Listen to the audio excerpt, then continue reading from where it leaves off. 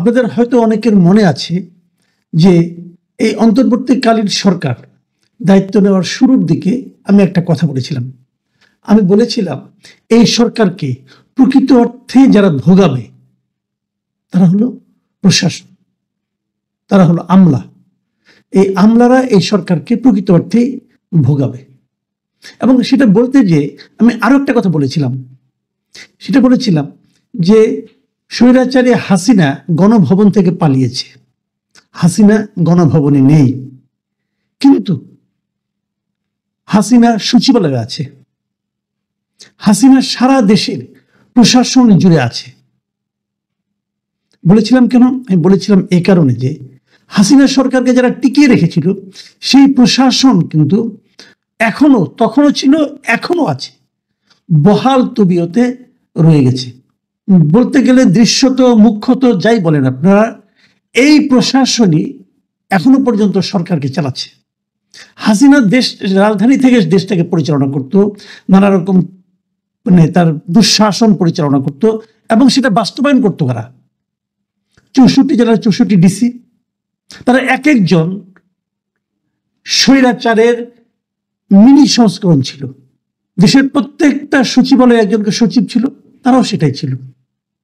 এবং যারা সচিব পদের নিচের দিকে ছিল তাদের মধ্যেও সেরকম একটা প্রতিযোগিতা ছিল যে কে কত হাসিনা ভক্ত হতে পারে, তার প্রতিযোগিতা।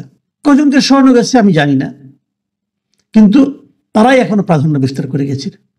যে কথাটা বলেছিলাম তারা ভোগাবে, সেই ভোগান্তি কিন্তু শুরু হয়ে গেছে। সেই ভোগান্তির নমুনা আমরা এখন দেখতে পাচ্ছি। আমি বলছি ঘটনাগুলো যে প্রশাসনকে সংস্কার করার জন্য এই সরকার, অন্তর্বর্তীকালীন সরকার, শুরুতে একটা জনপ্রশাসন সংস্কার কমিশন করেছে। কেবল এটাই না, আরো 5টা কমিশন তারা শুরুতে যে 6টা কমিশন ছিল তার মধ্যে একটা ছিল জনপ্রশাসন সংস্কার কমিশন। এই কমিশন কিন্তু এখনো তাদের রিপোর্ট সরকারের কাছে জমা দেয়নি। তবে রিপোর্ট কি আসতে পারে না আসতে পারে এই ধরনের একটা ধারণা তারা দিয়েছে সাংবাদিকদের সঙ্গে কদিন আগে মত বিনিময় করতে যে। সেখানে দুটো বিষয়, যে দুটো বিষয় সংস্কারের মূল দুটো বিষয় নিয়ে আজকে আমলাদের মধ্যে একটা বিক্ষোভ দেখা গেছে। দ্বিমুখী বিক্ষোভ, দ্বিমুখী না, আমি ত্রিমুখী বিক্ষোভ বলবো, ত্রিমুখী বিক্ষোভ দেখা গিয়েছে। এবং বিক্ষোভটা এত প্রচন্ড আকার যে সরকার কিন্তু টলমলো করা শুরু করেছে। সিদ্ধান্তগুলি কি ছিল সেটা আমি বলি। সিম্পল 3টা সিদ্ধান্তের কথা বলি। 1 নম্বর সিদ্ধান্ত হলো, আগে ছিল যে উপসচিব পদে যখন প্রমোশনটা হতো সেই প্রমোশনে প্রশাসন ক্যাডার থেকে যেহেতু 75%, আর অন্যান্য ক্যাডার থেকে যেহেতু 25%। এই ছিল আগের নিয়মটা।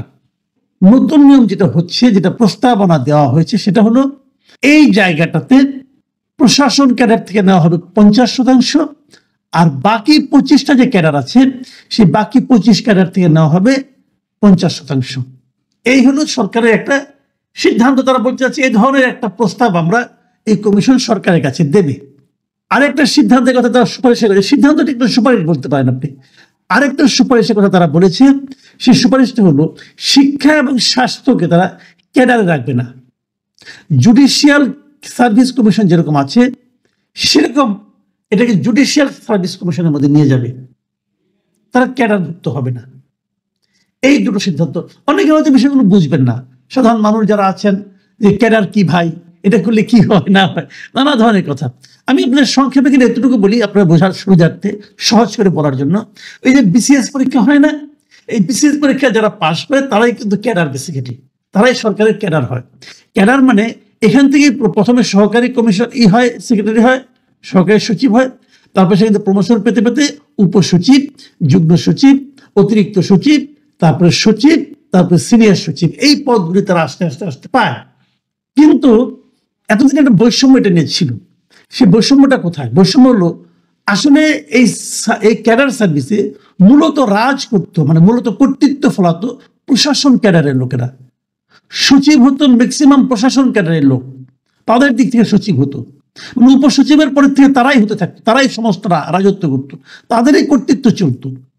তার বিরুদ্ধে অন্যান্য যারা ক্যাডার আছে, অন্য ক্যাডার কারা, যেমন আমি দু একটা বলি, স্বাস্থ্য ক্যাডার আছে, শিক্ষা ক্যাডার আছে, যেমন আপনি পরিসংখ্যান ক্যাডার আছে, রেলওয়ে ক্যাডার আছে, বিভিন্ন বিভাগে আছে। কিন্তু ধরেন রেলওয়ে ক্যাডারের একজন লোক সে রেলওয়ে ক্যাডারে চাকরি করছে, কিন্তু সে কিন্তু প্রমোশন পেতে পেতে রেলের সচিব হতে পারতো না। পারলেও তার সম্ভাবনা ছিল যে 25% মতো ছিল। স্বাস্থ্য ক্যাডারের একটা লোক, সে কখনোই স্বাস্থ্য সচিব হওয়ার সম্ভাবনা তার থাকতো না। পরিসংখ্যান ক্যাডারের লোক, অথবা ধরেন আপনি গণপূর্তের যারা আছে এই ক্যাডারের, মানে যেমন ধরেন আপনার মানে প্রকৌশল যারা আছে, তারা কিন্তু গণপূর্তের সচিব হতে পারতো না। এরকম তথ্য ক্যাডার, তারা কিন্তু তথ্য মন্ত্রণালয়ের সচিব হতে পারতো না, সচিব হতো প্রশাসন ক্যাডারের লোক। মানে প্রশাসন ক্যাডারটাই সমস্ত জায়গায় দখল করেছিল। যখন নাকি সচিব পদে প্রমোশন যখন হয়, সেই প্রমোশনের জন্য যে কমিটি হতো, সেই কমিটিতে কিন্তু প্রশাসন ক্যাডারের প্রাধান্য থাকতো। এটা নিয়ে আন্দোলন অনেক দিন ধরে চলছে, প্রায় 3 দশকের বেশি সময় ধরে চলছে এই আন্দোলন। আমরা যখন সাংবাদিকতা শুরু করি তখন প্রকৃতি নামে একটা আন্দোলন করা হয়েছিল। তারা এই ক্যাডার সার্ভিসগুলোকে বৈষম্য দূর করার জন্য আন্দোলন করেছিল। অনেক জাজের তখন মানে লিডাররা তখন ছিলেন প্রকৃতির মাথায়, কিন্তু আলটিমেটলি তারা সফল হননি, প্রশাসন ক্যাডারের দাপটের কাছে তারা পারেননি। এবং এরা কিন্তু বৈষম্য বিরুদ্ধে আন্দোলন করছে। অন্য ক্যাডারগুলির বক্তব্য হলো এই যে 50-50 করেছে, এটা নিয়ে কিন্তু দুই দিকেই আপত্তি। প্রশাসন ক্যাডারের আপত্তি, তারা বলছে না 50% অন্যদেরকে দেওয়া যাবে না, ওটা আমাদেরই থাকতে হবে। তারা তো 25%ও দিতে রাজি না। উপসচিব থেকে পুরো এই প্রমোশনটাই তাদের মাধ্যমে হতে হবে। ডিসি যারা হন, উপসচিব হলেই কিন্তু ডিসি হওয়ার যোগ্যতা অর্জন করেন। তো যারা ডিসি আছেন বিভিন্ন জায়গায়, তারা মিনিমাম উপসচিব। তারপরে ডিসি যারা আছেন তাদের মধ্যে 75%-এর বেশি হলো গিয়ে আপনার এই প্রশাসন ক্যাডারের লোক। এখন এই 50-50-এ কেউ খুশি না। প্রশাসন ক্যাডার বলছে পুরোটাই আমরা চাই, আর অন্য 25 ক্যাডার বলছে না, কোনো কোটা থাকবে না, এটা উন্মুক্ত করে দিতে হবে। যত ক্যাডার আছে সবাই পরীক্ষায় অংশ নেবে, যারা পরীক্ষায় ভালো করবে তারাই উপসচিব হবে, তারাই উপরে দিয়ে যাবে। আবার ওদিকে ওই যে শিক্ষা এবং স্বাস্থ্যকে, এই দুটো ক্যাডারের সংখ্যা হলো সবচেয়ে বেশি। একটাতে প্রায় আপনার মানে 16,000-এর মতো আছে শিক্ষা ক্যাডারে, আর স্বাস্থ্য ক্যাডারে আছে 30,000-এর মতো সংখ্যা আছে। তো তারা কিন্তু বলছে যে আমাদেরকে আলাদা করে দেওয়া হলো কেন? আমরা এখানে একসঙ্গে সবাই ছিলাম, একসঙ্গে থাকবো, সবাই মিলে ক্যাডারে থাকবো, এবং উপসচিব পরীক্ষায় আমরা সবাই অংশ নিব। যারা পাবে তারা পাবে, যারা মেধাবী তারাই পাবে। এখন যদি কোনো ডাক্তার কোনো একজন এসএ সেক্রেটারি থেকে ভালো করে রেজাল্ট, তো তাকে আপনি উপসচিব বাড়াবেন না কেন? এই তাদের যুক্তি। দেখুন, কোনটা ভালো কোনটা মন্দ এটা আমি এই বিতর্কে আমি যাব না। আপাতত উভয় দিকে কিন্তু কিছু যুক্তি আছে। আমার বক্তব্যটা হলো, বৈষম্য বিরোধী আন্দোলনের মাধ্যমে এই সরকার এসেছে, বৈষম্য থাকবে কেন? আমি বৈষম্যের পক্ষে না, আমি এটা ওপেন করে দেওয়ার পক্ষে। এগুলো একটা জিনিস। আবার বিপরীত দিকে তাদের কিছু বক্তব্য আছে, সেগুলো নিয়ে আলোচনা চলতে পারে। কিন্তু আমি যেটা নিয়ে সবচেয়ে বেশি আপত্তি করছি সেটা হলো আন্দোলনের যে ধারাটা, আন্দোলনের যে গতি প্রকৃতিটা, এটা আমার আপত্তিকর মনে হচ্ছে। প্রশাসন ক্যাডারের লোকজন যে ভাষায় আজকে কথা বলে, তারা মিটিং করেছিল, এদের মধ্যে সাবেক প্রশাসন তারা এসেছে, তারা যে ভাষায় কথা বলছে, যে আক্রমণাত্মক ভাষায়, যে মাস্তানের মতো কথা বলছে, যে মুহিত চৌধুরীকে পদত্যাগ করতে হবে, মানে ওই কমিশনের প্রধানকে পদত্যাগ করতে হবে, হ্যান করতে হবে, ত্যান করতে হবে, আমি এর মধ্যে একটা বড় ষড়যন্ত্রের গন্ধ পাচ্ছি। আমার কেন যেন মনে হচ্ছে সরকারকে অচল করে দেওয়ার এটা একটা পায়তারা। ডক্টর ইউনূস সরকার বিষয়টা কতটুকু বুঝতে পারবেন এটা তারা জানেন, আমি জানি না, আমি বলতে পারবো না। কিন্তু আমি বলছি, এই বিষয়টাকে যদি শক্ত হাতে এখনো দমন করা না যায়, এই সরকার কিন্তু বড় ধরনের একটা বেকায়দায় পড়বে। সে বেকায়দার ফল কে নিবে সেটা আমরা হয়তো বলতে পারবো না, ইঙ্গিত দিতে চাই না। কিন্তু আশা করি সরকারের এতটুকু বোঝার ক্ষমতা আছে। প্রশাসন তারা কিন্তু অচল করে দিতে পারে, এবং আমি মনে করি এটার একটা দৃষ্টান্তমূলক প্রক্রিয়ায় এটাকে মোকাবেলা করা উচিত। সরকার কি করবে, সরকার এটা কিভাবে মোকাবেলা করবে, এটার উপর নির্ভর করবে এই সরকারের উপর আমরা আস্থা রাখতে পারবো কি পারবো না। এরই মধ্যে আমরা দেখেছি এই সরকার অনেক ক্ষেত্রে সিদ্ধান্ত নেওয়ার ক্ষেত্রে কঠোর হতে পারে না। কেন পারে না? তাদের সেই জোটটা কোথায়, জোটটা কেন নাই, এগুলো নিয়ে বিচার বিশ্লেষণ করতে হবে।